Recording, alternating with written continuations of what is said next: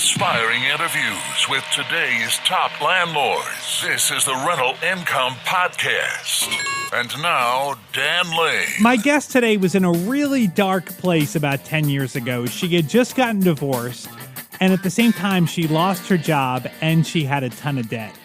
When she finally got out of that situation, she decided she was never going to let that happen again, and she was never going to be reliant on one source of income. So what she decided to do was start buying rental properties to have multiple sources of income.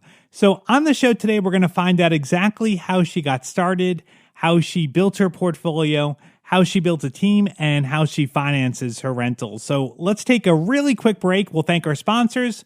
We'll come right back and we'll meet Monie Green. The first step in buying a rental property is to get pre-qualified. And I would suggest you work with a lender that specializes in working with investors, because the last thing you want to have happen is to get to closing and find out the money's not there and you can't close. The lender that I recommend is Chaley Ridge from Ridge Lending Group. She's a nationwide lender and she'll pre-qualify you for free if you mention Rental Income Podcast. Find out more today. Contact Chaley at ridgelendinggroup.com. That's RIDGE lendinggroup.com. NMLS 42056. Having to evict a tenant is painful. The best way to protect yourself from evictions is to screen tenants, and the best way that I know of to screen tenants is TransUnion SmartMove. It's a really valuable online screening tool delivering credit, eviction, and background reports in minutes. And their proprietary tenant credit check predicts evictions 15% better than generic credit scores. See why over 4 million landlords have used SmartMove to make better leasing decisions. Use code RENTAL25 at checkout to save 25% at tenantscreening.com. That's code RENTAL25 at tenantscreening.com. It sounds like you've been on a roller coaster ride over the last couple of years. You were on top of the world and then everything came crashing down and now you're back on top again. What happened? Yeah, so it's, life is never what you plan it to be. I was married. I had 2 kids. We had a good life, and then, things went south, and I ended up going through a divorce.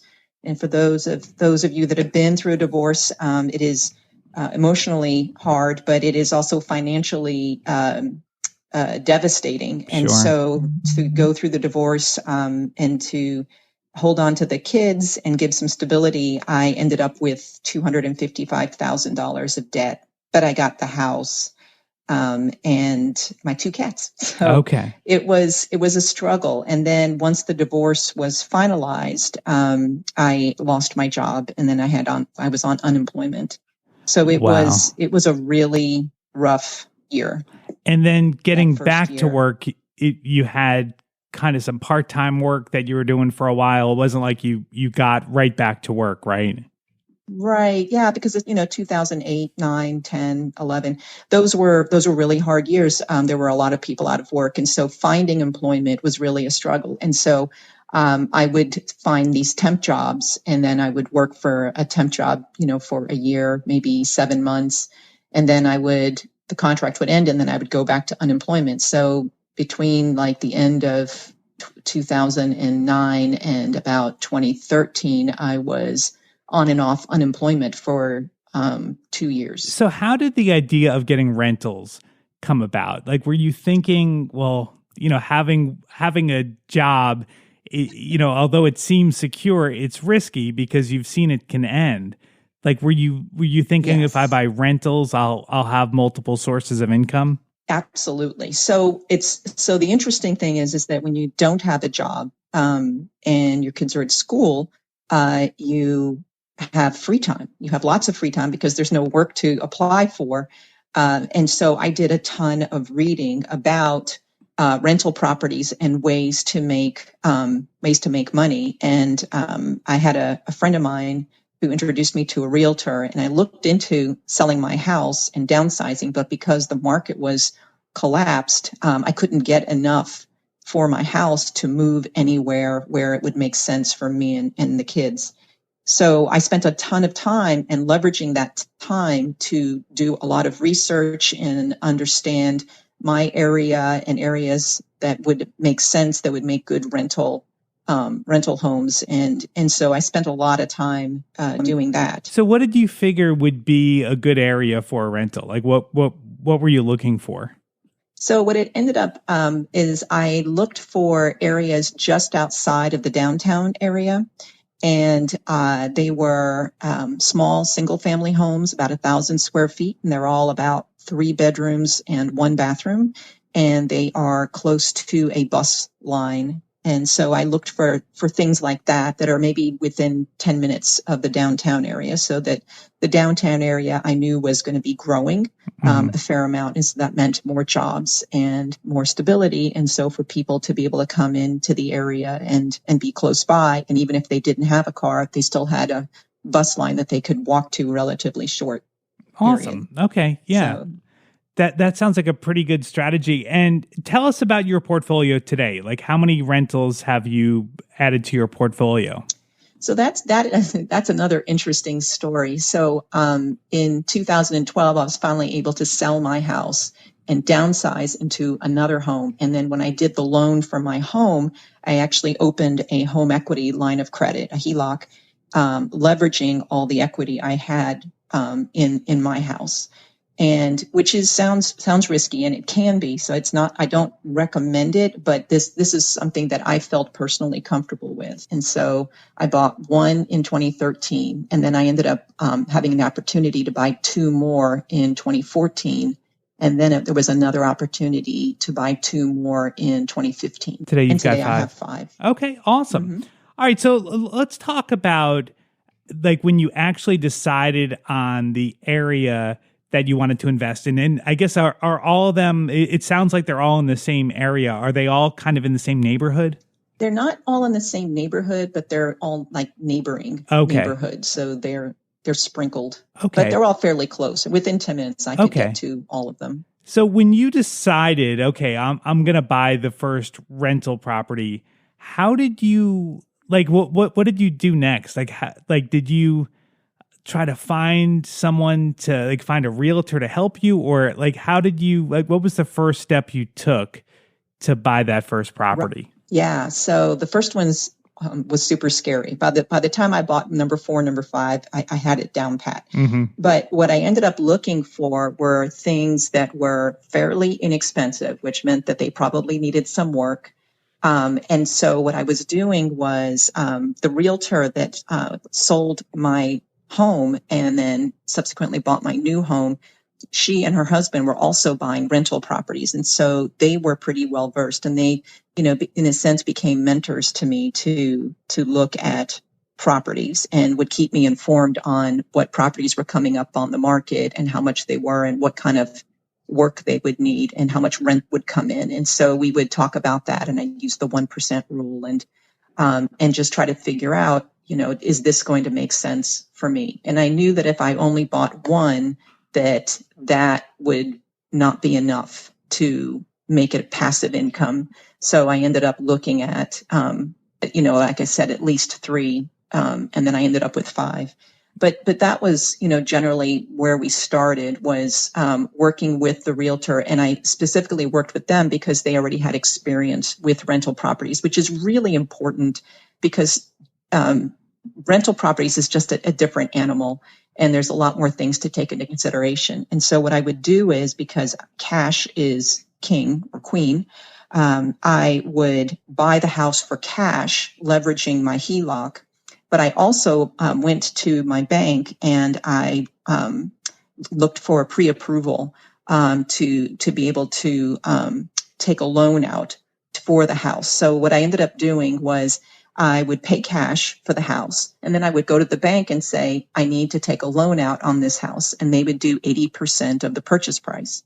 And then I would spend time paying down that 20%. And then when I was ready, I would go and buy the next one. And then by the time I had the second and third, my taxes showed that I had extra income. And so that looked better. And then I made the bank more happy. And so it just kind of snowballed from there. When you were making the offer of, so the person you're buying the house from sees it as all cash, were you able to get a better price because it was a cash deal and you could close quickly? Yes, Okay. absolutely. I mean, they see cash and a short closing, and that would be, the thing that would give me that leverage above the other Okay. people bidding Awesome. for the same property. Okay. And the other thing I wanted to mention Yeah. is that because I was employed and unemployed, and then these were all temp jobs, when I went to the bank the first time, they actually rejected me to get a pre-approved loan, and which was heartbreaking, because they thought child support was something that I could leverage, but not the employment from a temp job.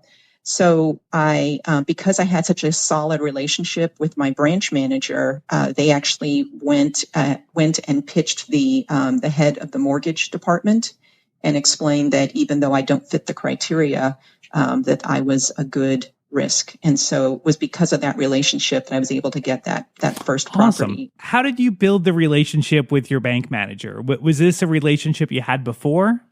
Yeah. So I was switching banks, and when I went in to the new bank, and I was asking them some questions and stuff, and we just kind of hit it off.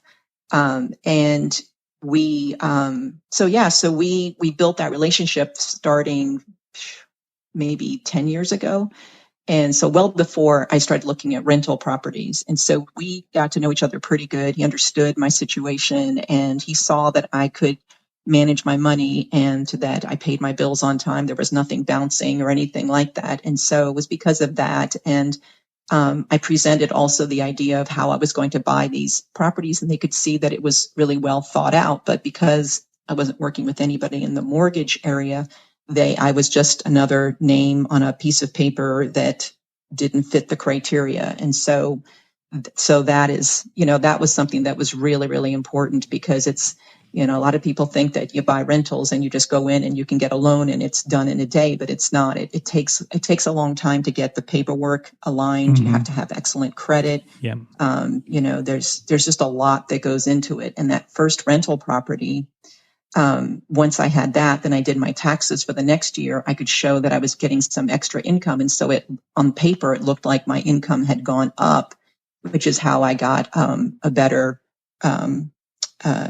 leverage for the next two properties and so on. So what's your plan? So today you're working full time. So is your plan today to get the properties paid off, or are you using the cash flow to kind of supplement your life today? So because I have a day job and it covers all my expenses, I use the money from rent to accelerate paying off the loans, because my ultimate goal is to have them all paid off so that it's true passive income, and that only thing left is just, standard maintenance and insurance and taxes.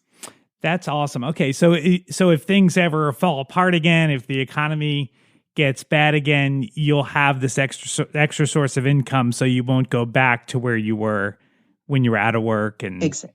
That's great. So how do you do that? Like, do you make extra payments, or how are you working on getting them paid down faster? So a couple of things. So right now, I know that all the properties that I have, they all needed work. So I made sure to get the work done and invest. So all the money that was coming in, I was investing it back into the properties so that they would net better rent.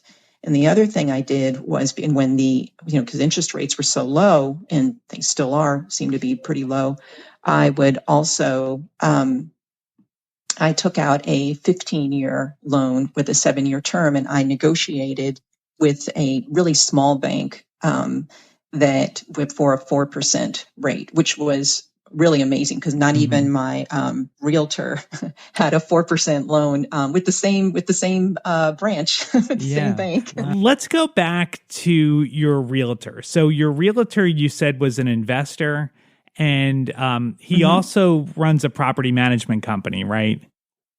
Yeah, it's a husband and wife team. So the wife does the real estate on the side, and then he does the property management on the other side. So walk me through how it would work. Like, would they come to you and say, hey, this house would be a really good rental, and then you would look at it? Yeah, well, what they did was they set up a query on their site and put in the criteria of what I was looking for. And then basically it would email me every time something new would come up, and it would keep a list of all the properties that were on the market. And then if something was interesting, I would set an appointment, and then we would go and look at all the different properties that I flagged and make a determination as to whether or not it was something that fit my criteria. And was he able to guide you in like, so when you're looking at a property, like, I don't know if this one would be a good rental because the way it's set up is kind of weird. Maybe, tenants aren't going to like this setup, or maybe this street isn't good for rental. Was he able to guide you on that level, or did you have to kind of figure that stuff out on your own? No, absolutely. He definitely guided me. We would, do the walkthrough. We'd look at the roof. We'd look at the HVAC and determine what kind of work would need to be done. Do kind of like a ballpark estimate of the work that would need to be done up front versus, a year or two down the road, and so that I could start planning for any of those expenses. Okay. So he definitely was a partner. Yeah. That's Yeah, really, as a single mom with a couple of kids, it was really good to have. Yeah, that's just a great resource, having someone that's a realtor, a property manager, and also an investor. That's that's really the perfect combination. It really is, and it's so important. Like I said, having a realtor to buy and sell your home is one thing, but when you're looking at rental properties, that's a whole other animal. And to find a realtor that really understands that, and then has the other half of the business is managing the properties, is a find. It's a find, and they're solid people. They're really good people. So how has it worked out so far? Is there any downside to having the rentals? Like, has it been more work than you thought it was going to be, or has everything gone pretty smooth for you? There's definitely been some things, some learning lessons. Like, I had one property that had a major plumbing issue. Some of the roots had grown in because, like I said, these are older homes. And so we had to dig up the front yard. We had to send in a cleanup crew. So there have been things like that. One property I had, I allowed her to bring in a medium-sized dog, and her dog chewed up some of the wiring. So there was, those kinds of things. And then, but overall, it's pretty much the way I thought it would be, mostly because I just did a lot of research on my own. I did a lot of reading and a lot of talking to them about their own properties. So, it's definitely, you want to have some contingency money for the just in case, because a lot of times that will happen. That's awesome. Well, I'm so happy for you. It sounds like this has been really good, and I really love your plan about getting the properties paid off and then being able to have the cash flow supplement you if you need it in the future. Now, tell me what you're doing today. So you have a blog where you write about some of your financial journeys. Tell me about what you're doing. Yeah. So on the side, I have a blog called thepieceofthepie.com. And it's really just about everything I've learned from the divorce and from having the $255,000 of debt, and how I got from there, and, just changing my mindset and learning about passive income. And, rental properties are just one avenue of passive income to look at. And so it's just me sharing that journey, and hopefully inspiring others to know that they can get out of their own little financial messes like I did. I've got a link to Monie's blog on my website. You can find it at rentalincomepodcast.com/episode 242. I'd like to thank today's sponsor for making this episode possible. It's Chaley Ridge from Ridge Lending Group. If you are looking to buy a rental property, whether you're just getting started or you want to add to your portfolio, I definitely recommend you reach out to Chaley. What's great about Chaley is she specializes in helping investors buy rental properties. So whatever your situation is, she has a loan program to help you buy a rental property. If you've got great credit, she's got programs for that. If you don't have the best credit, she has programs for that. If you've got W-2 income, she can help you. If you've got 1099 income, she can help you with that. Whatever your situation is, I guarantee you Chaley can find something to help you buy a rental property. If you want to find out more, just go to ridgelendinggroup.com. That's RIDGE, lendinggroup.com. If you mention Rental Income Podcast, she will waive all of the pre-qualification fees. NMLS 42056. Thank you so much for listening and subscribing to the podcast. We'll be back with a new episode next Tuesday. My name is Dan Lane, and this has been the Rental Income Podcast.